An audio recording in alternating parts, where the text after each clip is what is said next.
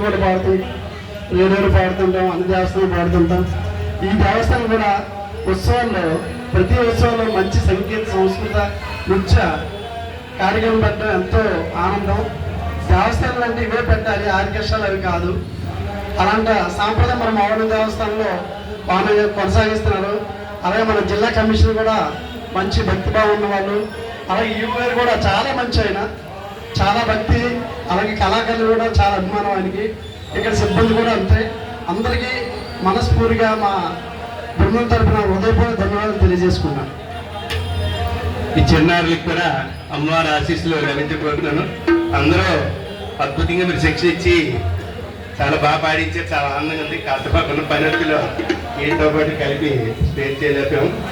అలాంటి వినడానికి అవకాశం ప్రత్యక్షంగా పాల్గొనలేదు. మంచి అద్భుతం. ఈ సంవత్సరాలతో కొనసాగించాలని ప్రయత్నం చేస్తున్నాం. మా దేవాదాయ అధికారులు కూడా ఆ విషయంలో బాగా సహకరిస్తున్నారు. మా ఇంజనీరింగ్ అధికారులు కూడా తొందరలో మంచి కొత్త వేదికది వచ్చే అవకాశం ఉంది.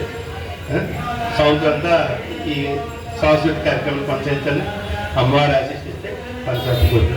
జై శ్రీ మోహనమ్మ. మీ అదృష్టమే చాలా మంచి